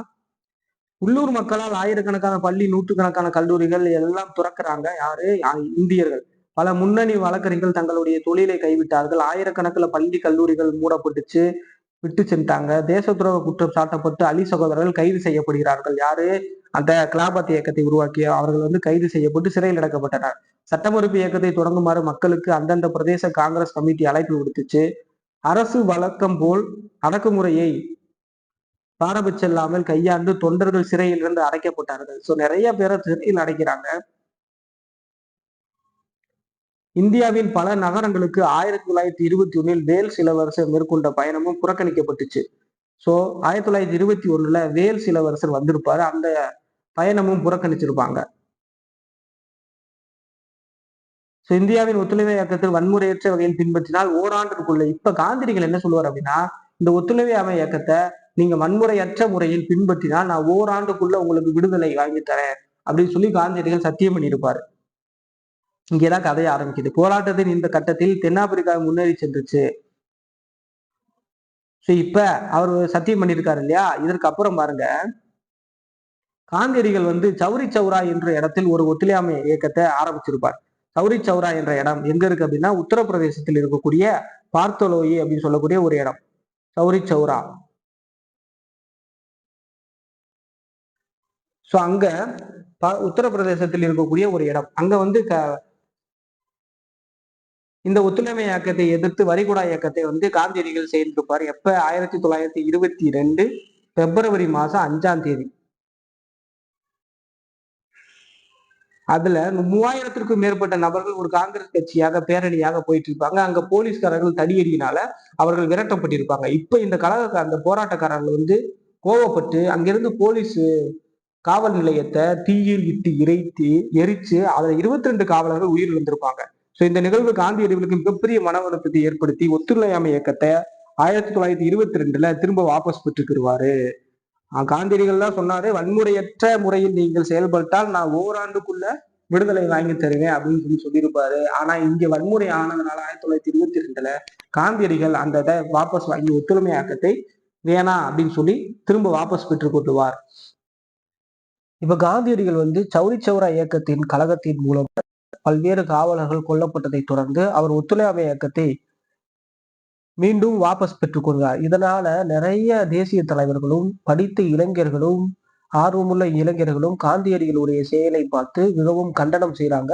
சோ அதற்கப்புறம் என்ன நடக்குது அப்படின்னா 1923 ஜனவரி மாதம் 1ஆம் தேதி CR தாஸ் மற்றும் மோதிலால் நேரு என்று சொல்லக்கூடிய இந்த இருவரும் தனியாக காங்கிரசிலிருந்து வந்து சுயராஜ்ய கட்சி என்று சொல்லக்கூடிய கட்சியை 1923 ஜனவரி 1ஆம் தேதி ஆரம்பிச்சிருப்பாங்க. இந்த கட்சியில இருந்து ஏன் காங்கிரஸ் வெளியே வராங்க அப்படின்னா, இந்த CR தாஸும் மோதிலால் நேரும் வேறு மற்றவர்களிடமிருந்து இவர்களுடைய கொள்கை வேறுபட்டு இருந்துச்சு. இவங்க என்ன சொல்றாங்க அப்படின்னா, நம்ம ஆங்கிலேயர்களை தேர்தலின் மூலமாக போட்டியிட்டு சட்டமன்றத்தின் மூலம் உள் சென்று அதன் மூலமாகத்தான் நாம் அவர்களை நம்ம விடுதலையை பெற முடியும் அப்படின்னு சொல்லி இவர்கள் மாற்றத்தை விரும்புவோர் என்று அழைக்கப்படுகிறார். யாரு? CR தாஸ், மோதிலால் நேரு, அதே மாதிரி தமிழ்நாட்டை சேர்ந்த சத்தியமூர்த்தி. சோ இவர்கள் எல்லாம் மாற்றத்தை விரும்புவோர்கள். அதாவது தேர்தலில் போட்டியிடணும், அதுல ஜெயிக்கணும், அதன் மூலியமாக சட்ட திருத்தங்கள் மற்ற விஷயங்கள் மூலியமாக ஆங்கில அரசிடமிருந்து இந்தியா விடுதலைப்படும் அப்படின்னு சொல்லி இவங்க மாற்றத்தை விரும்புவோர் என்று அழைக்கப்படுகிறார்கள். இதற்கு அடுத்த ஆப்போசிட் யாரு அப்படின்னா காந்தியடிகள், ராஜாஜி, வல்லபாய் பட்டேல், ராஜேந்திர பிரசாத் இவர்கள் எல்லாம் மாற்றத்தை விரும்பாதவர்கள். இவர்கள் என்ன சொல்றாங்க அப்படின்னா, தேர்தலில் போட்டியிடக்கூடாது, அதே மாதிரி தேர்தலில் வெற்றி பெறவும் கூடாது, ஆங்கில அரசிற்கு கீழே போய் வேலையும் பார்க்கக்கூடாது, நம்ம சட்டமன்றத்தை புறக்கணிக்க வேண்டும் அப்படின்னு சொல்லி மாற்றத்தை விரும்பாதவர் என்று காந்தியடிகள் தலைமையில இவங்கெல்லாம் நோ சேஞ்சர் என்று அழைக்கப்படுகிறார்கள். சோ இப்படி இருக்கு இந்த டயத்துல சுயராஜ்ய கட்சியானது 101 இடங்கள்ல போட்டியிட்டு 42 இடங்கள்ல வெற்றி பெற்றிருக்கோம். மற்ற உறுப்பினர்களின் உதவியுடன் இது சட்டமன்றத்துக்குள்ள நுழைஞ்சு இந்த 1919 மாண்டேக செம்ஸ்போர்ட் சீர்திருத்த சட்டத்தின் மூலமாக இரட்டை ஆட்சி கொண்டு வந்திருப்பாங்க. அதை எடுத்து நிறைய கேள்விகளை கேட்டிருப்பாங்க. இருந்தாலும் போக போக போக இந்த அமைப்பு செயலற்று போகிறது. 1925ல இந்த அமைப்பின் தலைவரான CR தாஸ் இறந்ததுக்கு அப்புறம் இந்த அமைப்பு காணாமலே போயிருச்சு. அதுக்கடுத்து யாருகள் வராங்க அப்படின்னா, இடதுசாரி சித்தாந்த இயக்கம் உடையவர்கள். அது என்ன சார் இடதுசாரி சித்தாந்த இயக்கம் அப்படின்னா, சோசலிச கருத்துக்கள் ரஷ்யாவில பரவுச்சு. அந்த சோசலிச மற்றும் மார்க்சிஸ்ட் சித்தாந்தம் கொண்ட இந்த இடதுசாரிகள் யார் அப்படின்னா, ஜவஹர்லால் நேரு மற்றும் சுபாஷ் சந்திர போஸ் இவர்கள் யாரு இடதுசாரி சித்தாந்தம் உடையவர்கள். ஜவஹர்லால் நேரு மற்றும் சுபாஷ் சந்திர போஸ் இடது சித்தாந்தத்தை பரப்புவதற்கு தங்கள் மக்களை பங்களிப்புகளை நல்கிறார். காலனி ஆதிக்க சுரண்டல், உள்நாட்டில் முதலாளிகள் நடத்திய சுரண்டல் இரண்டிற்கும் எதிராக சண்டையிட வேண்டும் என்று அவர்கள் வாதிட்டார்கள். யாரும் பாருங்க, பொது உரிமை கட்சியை நிறுவியது யாரா? SA டாங்கே, MN ராய், முஜபர் அகமது ஆகியோர் கட்சியின் மூத்த தலைவராக தமிழ்நாட்டில் சிங்காரவேலர் உள்ளிட்ட தலைவர் சேர்ந்து விவசாய தொழிலாளர் கட்சியை தொடங்கினார்கள். எப்ப? 1920ல கம்யூனிஸ்ட் கட்சியை தொடங்கியிருப்பாங்க. இந்தியாவில் எப்ப கம்யூனிஸ்ட் கட்சி தொடங்கியிருப்பாங்க அப்படின்னா 1925ல 1925ல கம்யூனிஸ்ட் கட்சியை இந்தியாவில் தொடங்கியிருப்பாங்க. சோ இதற்கப்புறம் என்ன ஆகுது அப்படின்னா, புரட்சிகர தேசியவாதிகள்ல படித்த இளைஞர்கள் மற்றும் ஆர்வமுள்ள இளைஞர்கள் இந்த காந்தியடிகள் ஒத்துழைமை இயக்கத்தை வாங்கி கொண்டதை தொடர்ந்து நம்ம இனிமேல் காந்தியடிகள் வழி போனோம்னா நம்ம கடைசி வரைக்கும் விடுதலை வாங்க முடியாது என்று எண்ணி ஆங்கில எதிர்காலியை பழி வாங்குவது, கொள்வது இந்த மாதிரியான விஷயங்கள்ல இறங்குறாங்க. யார் அப்படின்னா, எந்தெந்த வழக்கு அப்படின்னா, கான்பூர் வழக்கு, மீரட் வழக்கு 1929, காரகோரி வழக்கு 1925, கான்பூர் வழக்கு 1928 போன்ற இடங்களில் பதிவு செய்து பல்வேறு கைது நடவடிக்கைகள்ல ஈடுபடுது, புரட்சியாளர்களை கைது செய்து. அதுல ராம் பிரசாத் வில், அஷ்பகுல்லா ஆகிய இருவரும் மரண தண்டனையும் பல்வேறு 17 பேருக்கு நீண்டகால ஆயுள் தண்டனையும் விதிக்கப்படுகிறது. இதை பற்றி அடுத்த பாடம் 12ஆம் வகுப்பில் 5வது பாடம் ரொம்ப தெளிவாக சொல்லியிருக்கோம். அதை நம்ம பார்க்கலாம். அடுத்து சைமன் குழு. சைமன் குழு அப்படின்னு சொல்லி ஒரு குழு 1927ல வருது. 1927 வருது. இது எதற்காக வருது அப்படின்னா, இந்திய அரசியலமைப்பு சீர்திருத்தத்தை முறையை கொண்டு வருவதற்காக ஒரு குழுவை, சைமன் குழு அப்படின்னு சொல்லக்கூடிய குழுவை ஆங்கில அரசு நியமிக்குது. ஸோ இந்த குழுவுல மொத்தம் 7 பேர் இருக்காங்க. அந்த 7 பேருமே ஆங்கிலேயர்களை சார்ந்த ஒருவர் கூட இக்குழுவில் இந்தியர்கள் இடம்பெறவில்லை. ஸோ இதை கண்டித்து காங்கிரசும் மற்ற தலைவர்களும் போராட்டம் செய்யறாங்க. 1927 காங்கிரஸ் உடைய வருடாந்திர மாநாடு சென்னையில் நடந்திருக்கும். அந்த மாநாட்டில் இந்த குழுவை புறக்கணிக்க வேண்டும் என முடிவு செய்யறாங்க. ஏன் அப்படின்னா அந்த குழுவில் ஒருவர் கூட இந்தியர் இடவில்லை. ஸோ இந்து மகாஜன சபையும் முஸ்லீம் லீக் சபையும் இந்த முடிவுக்கு ஆதரவு தெரிவிக்கிறாங்க. ஸோ இந்து முஸ்லீம் 2 பேருமே இதற்கு ஆதரவு தெரிவிக்காங்க. இந்தியா தொடர்பான காலனி ஆதிக்க மனப்பான்மை சவால் விடுக்கும் பெரும்பான்மையான கட்சிகள் ஒப்புக்கொண்டன. ஸோ இதை தொடர்ந்து 1928 டிசம்பர் கல்கத்தாவில் கூடிய அனைத்து கட்சி வகுப்புவாத பிரதிநிதித்துவம் என்ற விஷயத்தை ஏற்க தவறின. இதை தொடர்ந்து சைமன் குழு எங்க போனாலும் அங்கு சைமனை கோபேக், சைமனை திரும்ப செல் போன்ற பல்வேறு விதமான போராட்டங்கள் நாடு முழுவதும் நடைபெற்றுச்சு. ஸோ அதைத்தான் சொல்றாங்க. இதை தொடர்ந்து டிசம்பர் மாசம் 1928 கல்கத்தாவில் கூடிய காங்கிரஸ் மாநாட்டின் போது இடதுசாரி சித்தாந்தம் முயற்சியாக இடதுசாரி சித்தாந்தங்கள் யாரு அப்படின்னா ஜவஹர்லால் நேரு மற்றும் சுபாஷ் சந்திர போஸ் நம்ம பார்த்திருப்போம். ஸோ அவர்களை சாந்தப்படுத்துவதற்காக 1929 நடந்த மாநாட்டிற்கு ஜவஹர்லால் நேரு தலைவராக போட வேண்டும் அப்படின்னு சொல்லி முடிவு பண்றாங்க. ஆனா 1928 தலைவராக இருந்தவர் யார் அப்படின்னா அவருடைய தந்தையான மோதிலால் நேரு தலைவராக இருப்பார். ஸோ அதுக்கடுத்த வருஷம் ஜவஹர்லால் நேரு தலைவராக போட வேண்டும் என்று கோரிக்கை வருது. அவர் இடதுசாரி சித்தாந்தம் உடையவர். ஸோ இப்ப இவர் என்ன பண்றாரு அப்படின்னா யாரு மோதிலால் நேரு இந்த சைமன் குழுவை எதிர்த்து ஆகஸ்ட் அறிக்கைன்னு சொல்லக்கூடிய அந்த அறிக்கையை மோதிலால் நேரு ரெடி பண்றாரு. அதை ரெடி பண்ணி 1928 வருடம் சமர்ப்பிக்கிறார். ஸோ அந்த அறிக்கையில என்னென்ன விஷயங்கள் சொல்றாங்க அப்படின்னா பூரண சுயராஜ்யம், அதாவது டொமினியன் அந்தஸ்து வழங்குவது, இந்தியாவில் இருக்கக்கூடிய சட்டமன்றங்களில் தன்னாட்சி வழங்குவது போன்ற பல்வேறு கோரிக்கைகளை இந்த ஆகஸ்ட் அறிக்கையானது கொடுக்குது. அதுக்கப்புறம் லாகூர் காங்கிரஸ் மாநாடு 1929 நடைபெறுது. யாருடைய தலைமையில? இடதுசாரியான திரு ஜவஹர்லால் நேரு தலைமையில நடைபெறுது.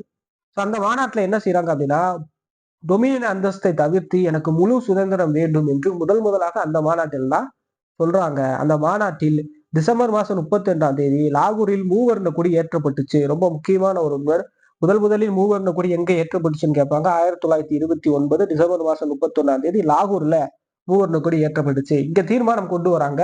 ஜனவரி மாசம் 26 ஒவ்வொரு நாளும் பூரண சுயராஜ்ய நாளாக கொண்டாட 1930 முடிவு செய்றாங்க. இதை அடுத்துதான் நம்ம இன்னைக்கு கொண்டாடிட்டு வருகின்ற குடியரசு தினமான ஜனவரி மாசம் ஒவ்வொரு வருடம் 26 கொண்டாடப்படுகிறது. இதை முன்னிட்டு அடுத்து இதை தொடர்ந்து என்ன ஆகுது அப்படின்னா காந்தியடிகள் ஆங்கில அரசு என்ன பண்றாங்க அப்படின்னா உப்பு மீது மக்கள் பயன்படுத்தக்கூடிய அந்த உப்பு மீது அதிகப்படியான வரியை விதிக்க ஆரம்பிக்கிறாங்க. ஸோ இதை எதிர்த்து காந்தியடிகள் அந்த இர்வின் அப்படின்னு சொல்லக்கூடிய அந்த டயத்துல ஆளுநராக இருந்த அவருக்கு பிரபுவிற்கு ஒரு கடிதம் எழுதுறார். மக்கள் பயன்படுத்தக்கூடிய உப்பிற்கு வரி வேண்டாம் என்று அவர்கள் கடிதம் எழுதுகிறார்கள். ஆனால் அவர் எந்த ஒரு பதிலும் சொல்லல. ஸோ இதை எதிர்த்து என்ன பண்றாரு காந்தியடிகள் தண்டி யாத்திரை என்று ஒரு யாத்திரை நடத்துகிறார். இந்த யாத்திரையானது எதற்காக வந்துச்சு அப்படின்னா உப்பு மீது அநியாய வரி விதிக்கப்பட்டதை எதிர்த்து அந்த நாட்பாட்டம் நடைபெற்றுச்சு. சொல்றாங்க பாத்தீங்களா. எங்க இருந்து ஆரம்பிச்சிச்சு அப்படின்னா காந்தியடிகளின் சபர்மதி ஆசிரமத்தில் இருந்து குஜராத்தின் கடற்கரை நகரமான தண்டி வரை 375 கிலோமீட்டர் நடைபயணம் மேற்கொள்ளப்பட்டார். எத்தனை பேரோட? 78 தொண்டர்களுடன் தொடங்குச்சு இந்த பயணம். 25 நாட்கள் நடந்ததுக்கு அப்புறம் இவர் 1930 ஏப்ரல் மாதம் 6 தண்டி என்று சொல்லக்கூடிய குஜராத்தில் இருக்கக்கூடிய அந்த இடத்திற்கு போய் சென்று அடைஞ்சிருப்பார். ஆனா இந்த யாத்திரை தொடங்கப்பட்டது மார்ச் மாதம் 17 தொடங்கியிருப்பாங்க. ஸோ சென்றடைந்தது 1930 ஜனவரி மாதம் ஏப்ரல் மாதம் 6 ஸோ அங்க போய் என்ன பண்றாரு அப்படின்னா ஒரு பிடி உப்பை தன் கையில் எடுத்து உப்பு சட்டத்தை மீறி தவிடுபுடியாக்குறார் காந்தியடிகள். இதை தொடர்ந்து அவர் கைது செய்யப்படுகிறார். சரி, இப்ப இந்திய அளவில் நடக்குது. அது தமிழ்நாட்டு அளவுல வேதாரண்ய உப்பு சத்தியாகிரகத்தை இதை தலைமையேற்று நடத்தவர் யாரு அப்படின்னா காந்தியடிகளுடைய தீவிர கொள்கை பரப்பாளராக இருந்த ராஜாஜி அவர்கள் தலைமையில் உப்பு சத்தியாகிரகம் தமிழ்நாட்டில் நடைபெறுது. வேதாரண்யமை நோக்கி நடக்க ஆரம்பிக்கிறார். திருச்சி டு வேதாரண்யம், தஞ்சாவூர்ல இருக்கக்கூடிய அந்த வேதாரண்யத்திற்கு 150 மைல்கள். அங்க பார்த்தது 375 கிலோமீட்டர், இங்க 150 மைல். போய் தேவாரண்யத்திற்கு நடைபயணம் மேற்கொள்கிறார்கள். அடுத்து பாருங்க, நடைபயணம் மேற்கொண்டு எந்த வருடம் போய் சென்று அடைகிறார்கள் அப்படின்னா 1930 ஏப்ரல் 13ஆம் தேதி இந்த நடைப்பயணத்தை தொடங்குறாங்க. அங்க ஏப்ரல் 6ஆம் தேதி முடிஞ்சிருக்கும். இவர் அதை முடிச்சதுக்கு அப்புறம் ஏப்ரல் 13ஆம் தேதி இங்க ஆரம்பிச்சு ஏப்ரல் 28ஆம் தேதி வரைக்கும் 15 நாட்கள் நடைபயணமானது சென்றிருப்பாங்க, 150 மைல்கள். ஸோ நடைபயணத்தின் போது அப்போதைய அந்த செஞ்சாவூருடைய ஆட்சியராக இருந்த ஏ கே தர்பன் அப்படின்னு சொல்லக்கூடிய இவர் பல எச்சரிக்கைகளை விடுறார். என்ன அப்படின்னா, வரக்கூடிய அவர்களுக்கு வந்து நீங்கள் யாரும் உணவோ தங்க விடுதியோ கொடுக்கக்கூடாது, இடங்களோ கொடுக்கக்கூடாது அப்படின்னு சொல்லி தமிழ்நாட்டு மக்களை பயமுறுத்துறாரு. ஆனா அவர்கள் வந்த அனைவருக்குமே உணவு பரிமாறி இருக்க இடமும் கொடுத்து பல்வேறு விஷயங்கள் செய்யறாங்க. இதன் மூலமாக பல்வேறு மக்கள் தண்டிக்கப்பட்டார்கள் அப்படிங்கிறாங்க. இதுதான் வேதாரண்ய உப்பு சத்தியாகிரகம். அடுத்து பாத்தீங்க அப்படின்னா வட்டமேசை மாநாடு நடைபெறுது. இப்ப காந்தி இர்வின் ஒப்பந்தம், அதாவது 1927 சைமன் குழு வந்திருக்கும், அரசியலில் சட்ட திருத்தங்களை கொண்டு வருவதற்காக வந்திருக்கும். ஆனா அதுல ஒருவர் கூட இந்தியர் இல்லைனால சைமனை எதிர்த்து பல்வேறு போராட்டங்கள் நடைபெற்றிருக்கும். இதைத் தொடர்ந்து ராம்சே மெக்டொனால்ட் அப்படின்னு சொல்லக்கூடிய அந்த ஆங்கிலேய அதிகாரி ஆளுநராக இருந்த அவர், சோ நம்ம ஒரு வட்டமேசை மாநாடு நடத்தி அதை அதாவது காங்கிரஸ்காரர்களை கூப்பிட்டு இதற்கு நம்ம ஒரு முடிவு கண்டாதான் முடிவு சொல்லி 3 வட்டமேசை மாநாடுகளை நடத்தும். அதில் முதல் வட்டமேசை மாநாடு 1930 நடைபெறும். ஸோ அந்த முதல் வட்டமேசை மாநாடு லண்டனில் நடைபெறும். அந்த வட்டமேசை மாநாட்டின் போது காந்தியடிகள் ஆனவர் கைது செய்யப்பட்டிருப்பார். ஸோ காங்கிரஸை சார்ந்து எந்த ஒரு தலைவர்களும் போய் அதில் கலந்து கொள்ள மாட்டாங்க. அதற்கு அப்புறம் என்ன ஆகும், சரி இவங்க வல்லாட்டி எதுவுமே நடைபெறாது அப்படின்னு சொல்லி 2வது வட்டமேசை மாநாடு காந்தியடிகளை விடுதலை செய்வதற்காக காந்தி இர்வின் ஒப்பந்தம் 1931 மார்ச் 5ஆம் தேதி போடப்பட்டிருக்கும். ஸோ இந்த ஒப்பந்தத்தின்படி கைது செய்யப்பட்ட பல்வேறு தலைவர்களை 15,000க்கும் மேற்பட்ட 10,000க்கும் மேற்பட்ட தலைவர்களை கைது செய்யணும். மீண்டும் உப்பு வரியை நீங்க ரத்து செய்யணும். யாரெல்லாம் சிறையில் இருக்காங்க அவங்கள போல விடுதலை பண்ணணும் அப்படின்னு சொல்லி பல்வேறு கோரிக்கை அம்சங்களை காந்தியடிகள் கொடுத்திருப்போம். அதையும் ஆங்கில அரசு ஏற்று செஞ்சிருக்கும். ஆனா ஆங்கில அரசு வந்து காந்தியடிகளிடம் ஒரு கோரிக்கை வச்சிருக்கும், நீங்க சட்டப்பொறுப்பு இயக்கத்தை கையில விடணும், கையை வந்து கழுவி விட்டுறணும் அப்படின்னு சொல்லி சொல்றப்ப சரி ஓகேன்னு சொல்லிட்டு காந்தியடிகளும் 1931 மார்ச் மாசம் 5ஆம் தேதி காந்தி இர்வின் ஒப்பந்தம் இருவருக்கும் இடையில போடப்பட்டிருக்கும். இதை தொடர்ந்து காந்தியடிகள் வந்து 1931 சிறையிலிருந்து விடுதலை செய்யப்பட்டிருப்பார். காந்தியடிகள் உறுதியேற்றால் இந்த மாதிரி விஷயங்கள் நடக்குது. அதுக்கடுத்து பாருங்க, சோ காங்கிரஸ் உடைய ஒரே ஒரு பிரதிநிதியாக லண்டனில் நடைபெற்ற 2வது வட்டமேசை மாநாட்டுக்கு காந்தியடிகள் 1931 வருடம் போறார். சோ ஒரே ஒரு வட்டமேசை மாநாட்டுல மட்டும்தான் காந்தியடிகள் கலந்திருப்பாரு. அது 2வது வட்டமேசை மாநாடு.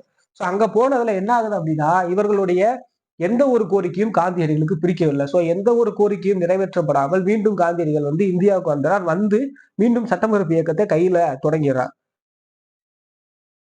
சட்டமறுப்பு இயக்கத்தை திரும்ப கையில எடுத்துறாரு. அதே டைம் 1932 3வது வட்டமேசை மாநாடு நடைபெறுது. அதுக்கும் போக மாட்டார். அந்த வட்டமேசை மாநாட்டுல என்ன ஆகுது அப்படின்னா, டாக்டர் அம்பேத்கரும் இரட்டைமலை சீனிவாசனும் போய் சிறுபான்மையினர் மக்களுக்காக போராடி தனி தொகுதிகளை பெற்று தனி தொகுதி தேர்தல் என்ற ஒரு முறையை கொண்டு வருவாங்க. அதை ராம்சே மெக்டொனால்டும் அறிவிச்சு ஓகே அப்படின்னு இருப்பாரு. சோ இந்த விஷயம் நடந்து வெற்றிகரமா முடிஞ்சிருக்கும். 3வது வட்டமேசை மாநாட்டிற்கு காந்தியடிகள் சென்றிருக்க மாட்டார். அப்ப காந்தியடிகள் வந்து இங்க வந்து சட்டமறுப்பு இயக்கத்தை தொடர்ந்ததை அடுத்து எரவாடா சிறை அப்படின்னு சொல்லக்கூடிய அந்த சிறையில அடைக்கப்பட்டிருப்பார். கைது செய்யப்பட்டு 1,00,000க்கும் மேற்பட்ட ஆர்ப்பாளர்கள் கைது செய்யப்பட்டு இந்த சிறையில் அடைக்கப்பட்டிருப்பாருங்க. சோ இதை தொடர்ந்து என்ன ஆகும் அப்படின்னா, இந்த தனி தொகுதியை அறிவிக்கப்பட்டதை கேள்விப்பட்ட காந்தியடிகள் வந்து உண்ணாவிரத போராட்டத்தை ஆரம்பிச்சிருவார். சோ உண்ணாவிரத போராட்டத்தை ஆரம்பிச்சு சாகுமுறை உண்ணாவிரதம் இருக்க போறேன், தனி தொகுதி வேண்டாம், அது வந்து மிகப்பெரிய பிரிவினை ஏற்படுத்தும் அப்படின்னு சொல்லி காந்தியடிகள் சொல்றாரு. தனி தொகுதினா என்ன சார் அப்படின்னா, அதாவது சிறுபான்மையின மக்களுக்கு சிறுபான்மையின மக்கள் தான் ஓட்டு போடணும், அவங்கள ஒருத்தர் தான் அந்த தேர்தலில் இடம்பெறணும் அப்படின்னு சொல்லி இரட்டைமலை சீனிவாசனும் அம்பேத்கரும் போய் ஓகேவா அதற்கு அப்ரூவ் ஆயிட்டு வந்திருப்பாங்க. ஆனா இதை காந்தியடிகள் எதிர்த்து போராட்டம் நடைபெறும். இதை தொடர்ந்து பல்வேறு தலைவர்கள் வந்து அம்பேத்கரிடம் போய் இந்த மாதிரி போராட்டம் வந்து மிகப்பெரிய அளவுல போயிடும், அவர் இறந்தக்கூடிய வாய்ப்பு இருக்கு, ஸோ நீங்க எந்த பேச்சுவார்த்தை இங்க நடத்துங்க அப்படின்னு சொல்லி அம்பேத்கரும் காந்தியடிகளும் பேச்சுவார்த்தை நடத்தி 1932 ஒரு ஒப்பந்தம் போட்டிருப்பாங்க. அதன்படி தனி தொகுதி ரத்து செய்யப்பட்டு கூடுதலாக இடஒதுக்கீடு வழங்கியிருப்பாங்க. யாருக்கு? சிறுபான்மையினர்களுக்கு கூடுதலாக இடஒதுக்கீடு 70லிருந்து 114 அப்படின்னு சொல்லி அதிகமான இடஒதுக்கீடு வழங்கியிருப்பாங்க. அதுதான் காந்தி மற்றும் அம்பேத்கருக்கு இடையே நடைபெற்ற ஒப்பந்தம். அதற்கப்புறம் வெறும் அம்பேத்கரை பற்றியான விஷயங்கள் இங்க தெளிவாக கொடுத்திருக்காங்க. அதோட இந்த பாடம் முடிய போகிறது. Doctor B.R. அம்பேத்கரை பொறுத்த வரைக்கும் 1920 ஒடுக்கப்பட்டவர்களுக்காக மையப்புள்ளியாக டாக்டர் B.R. அம்பேத்கர் விளங்கினார். அவரை ஒரு இராணுவ வீரருடைய மகனாக இருந்தார். அம்பேத்கர் 1912 பட்டதாரியாக படிப்பு முடிக்கிறார். அதுக்கடுத்து பரோடா மன்னருடைய உதவியோட மேற்படிப்பிற்கு அமெரிக்கா செல்கிறார். அடுத்து கொலம்பியா பல்கலைக்கழகத்தை முனைவர் பட்டத்தையும் சட்டம் மற்றும் பொருளாதார பட்டத்தை லண்டன்ல முடிக்கிறார். முடிச்சுட்டு 1916 மானுட புவியியல் தொடர்பான சர்வதேச மாநாட்டுல இந்தியாவின் சாதிகள் கேஸ்ட் இன் இந்தியா என்ற தலைப்பில் ஆராய்ச்சி கட்டுரை சமர்ப்பித்தார். இந்த கட்டுரை பின்னர் ஆரிய இந்திய இயக்கம் என்று தொகுப்பில் பதிப்பிக்கப்பட்டுச்சு. ஒடுக்கப்பட்டவர்களுக்காக பல்வேறு போராட்டங்கள் நடத்த வாக்குரிமை வழங்க வேண்டும் என்று பல்வேறு விஷயங்களை செய்யறார். ரொம்ப முக்கியமானது அம்பேத்கருடைய தீவிர செயல்பாடுகள் என்னென்ன அப்படின்னா, அம்பேத்கர் புதிய பத்திரிகை மற்றும் அமைப்புகளை தோற்றுவித்தார். மூக் நாயக் வாய் பேச முடியாதவர்களின் தலைவர் என்ற பத்திரிகையை தனது கருத்துக்களை வெளிப்படுத்தார். ரொம்ப முக்கியம். அடுத்து பகிஷ்கிருத் கிடாரி கிரினி சபை அப்படின்னு சொல்லக்கூடிய தனித்து விட்டவர்களின் நலனுக்கான அமைப்பு என்ற அமைப்பை தனது செயல்பாடுகளில் அவர் தொடங்கினார். பம்பாய் சட்டப்பேரவை உறுப்பினராக நீண்ட தீண்டாமை உள்ளிட்ட மக்கள் ஊரணிகளில் கிணறுகளை பயன்படுத்துவது இதற்கு எதிராக பல்வேறு போராட்டங்கள் நடைபெறுகிறார். 1933 ஆலய நுழைவு எதிர்ப்பு நாளாக கொண்டாடி இருப்பாங்க.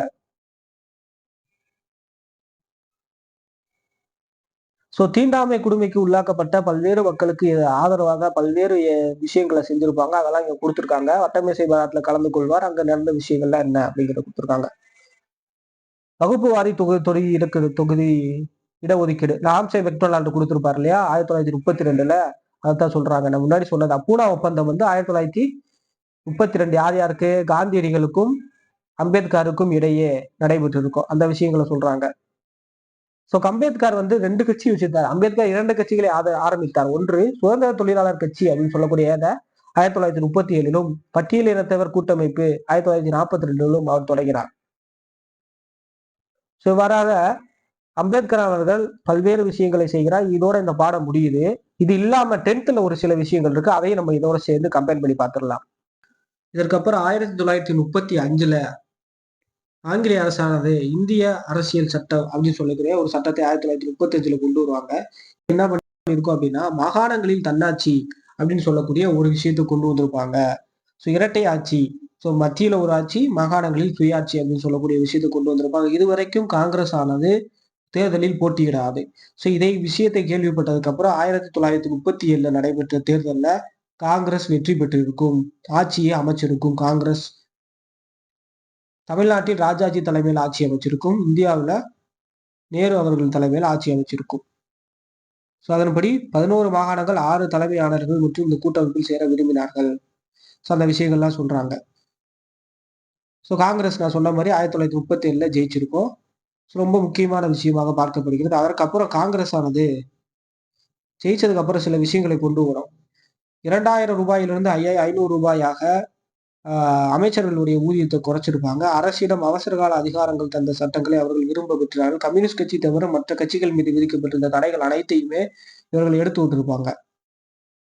இந்த மாதிரியான விஷயங்களை செய்யறாங்க. அதுக்கப்புறம் காங்கிரஸ் ஆனது 1939 பதவி விலகுது. எதற்காக அப்படின்னா, 2வது உலக போர்ல இந்தியா பிரிட்டிஷருக்கு உதவி செய்யும் என்று யாரிடமே கேட்காம பிரிட்டிஷா ஒரு முடிவு எடுத்ததுனால இதை எதிர்த்து 1929 காங்கிரஸ் ஆனது தனது அமைச்சரவையை ராஜினாமா செஞ்சிருக்கும், பதவியிலிருந்து விலகியிருப்பாங்க மொத்தமாகவே. இதை ஜின்னா அவர்கள், முஸ்லிம்களின் ஆதரவாளராக இருந்த ஜின்னா அவர்கள் தனிநாடு கோரிக்கையை 1940 வைக்கிறார். தனிநாடு கோரிக்கையை 1940 வைக்கிறார். அடுத்து வெள்ளையனே வெளியேறு இயக்கம் எப்போது வருது அப்படின்னா, வெள்ளையனே வெளியேறு இயக்கம் 1942 பயங்கரமாக வந்திருக்கும். அதற்கு முக்கியமான காரணம் தனிநபர் சத்தியாகிரகம். ஏன் தனிநபர் சத்தியாகிரகம் மிகப்பெரிய அளவுல வருது அப்படின்னா, இதற்கு இடையில காந்தியடிகளும் பல்வேறு தலைவர்களும் கைது செய்யப்பட்டிருப்பார்கள். அதனால நாட்டு மக்களுக்கு இடையே சத்தியாகிரகம் இனிமேல் வேலையாகும் அப்படின்னு சொல்லி நிறைய பேருக்கு நம்பிக்கை இருக்காது. அப்ப தனிநபர் சத்தியாகிரகத்தை முதலில் ஆரம்பிச்சவர் யார் அப்படின்னா, 1940 ஆகஸ்ட் மாதம் வினோ பாபாவே சொல்லக்கூடிய இவர் தான் தனிநபர் சத்தியாகிரகத்தை முதல்ல ஆரம்பிச்சிருப்பார். டொமினியன் அந்தஸ்து போன்ற பல்வேறு விஷயங்களை சொல்லியிருப்பார். 1940 அக்டோபர் 17 வினோபாவே சத்தியாகிரக போராட்டத்தை முதலாக ஆரம்பித்தார். அந்த நாட்டின் இறுதி வரை சத்தியாகிரகம் தொடர்ந்தது. அந்த காலகட்டத்தில் 25,000க்கும் அதிகமான மக்கள் கைது செய்யப்பட்டார்கள். அடுத்து கிரிப்ஸ் தூதுக்குழு சொல்லி ஒரு தூதுக்குழு 1942 மார்ச் மாதம் 28ஆம் தேதி வருது. அது ஸ்டார்போர்ட் கிரிப்ஸ் தலைமையில் ஒரு தூதுக்குழுவை பிரிட்டிஷ் அரசு அனுப்புச்சு. இதுல என்ன சொல்றாங்க அப்படின்னா, அதிகாரத்தை உடனடியாக மாற்றி தருவிடும் அப்படின்னு சொல்லி பிரிட்டிஷ் அரசு விரும்பல என்று கிறிஸ்து இதுக்குழு வருது.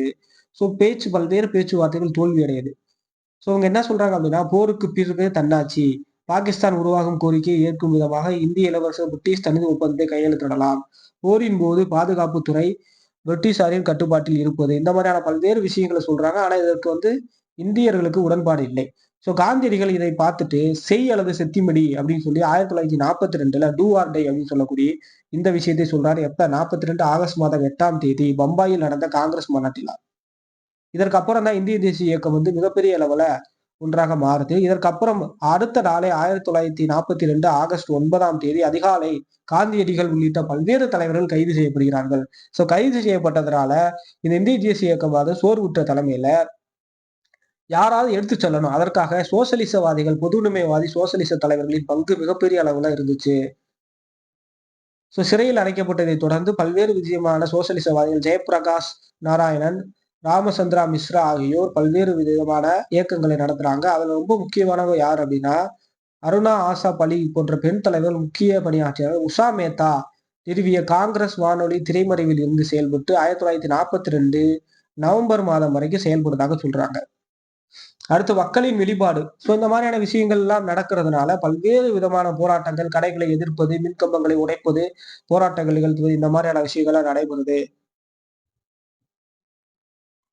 அது ரொம்ப முக்கியமானவர் யார் அப்படின்னா, நேதாஜி சுபாஷ் சந்திர போஸ். 1939 நேதாஜி சுபாஷ் சந்திர போஸ் ஆனவர் காந்தியடிகளுடைய வேட்பாளரான பட்டாபி சீதாராமையாவை தோற்கடித்து காங்கிரஸோட தலைவராக இருப்பாரு. ஆனால் காந்தியடிகளுக்கு இது உடன்பாடு இல்லாதனால அவர் காங்கிரஸை விட்டு விலகி போய் தனியாக இருப்பார். அப்ப அவர் தொடங்கிய இயக்கம் தான் ஃபார்வர்ட் பிளாக் கட்சி அப்படின்னு சொல்லக்கூடிய ஒரு கட்சியை ஆரம்பிச்சிருப்பார்.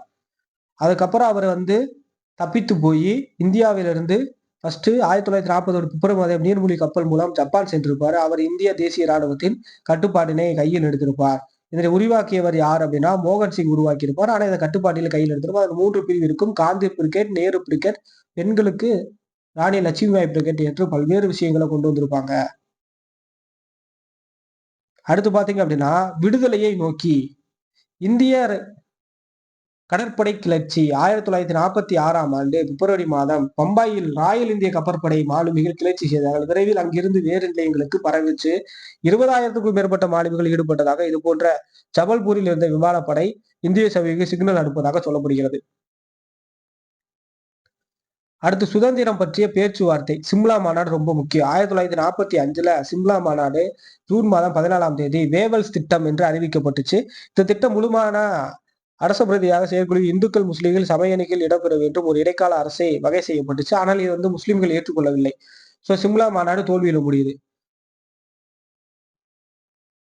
அதற்கு அப்புறம் பாத்தீங்க அப்படின்னா ரொம்ப முக்கியமானது அமைச்சர் தூதுக்குழு. பிரிட்டன்ல தொழிற்கட்சி மிகப்பெரிய அளவுல வெற்றி பெற்று கிளவ்மவுண்ட் அட்லி பிரதமராக வரார். அவர் என்ன பண்றாரு அப்படின்னா 3 பேர் அனுப்புறார். பெடிக் லாரன்ஸ், ஸ்டார்ஸ்போர்ட்ஸ் கிரிப், ஏவி அலெக்சாண்டர் ஆகிய 3 பேர் அனுப்பி இந்தியாவிற்கு உடனடியாக நம்ம தனிநாடாக அறிவிக்கப்பட வேண்டும் என்று 3 பேர் அனுப்பி வைக்கிறாரு.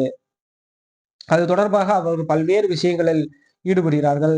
அதற்கு அப்புறமாக நேரடி நடவடிக்கை நாள் என்று முஸ்லீம் லீக் அழைப்பு விடுக்குது. எதற்காக அப்படின்னா 1946 ஆகஸ்ட் 16ஆம் நாளை நேரடி நடவடிக்கை நாளாக ஜின்னா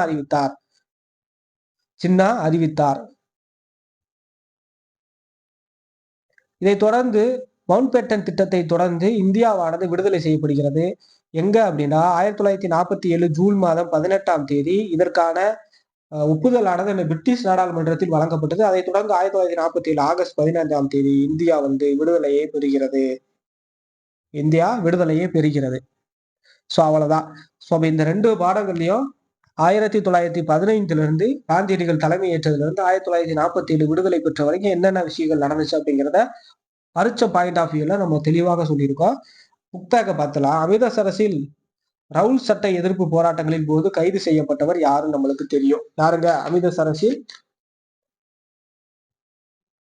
அமிர்தசரஸில் கைது செய்யப்பட்டவர் டாக்டர் சைபுதீன் கில்ஜி. இந்திய தேசிய காங்கிரஸ் எந்த அமரில் ஒத்துழையாமை இயக்கத்திற்கு அனுமதி வழங்கப்பட்டுச்சு?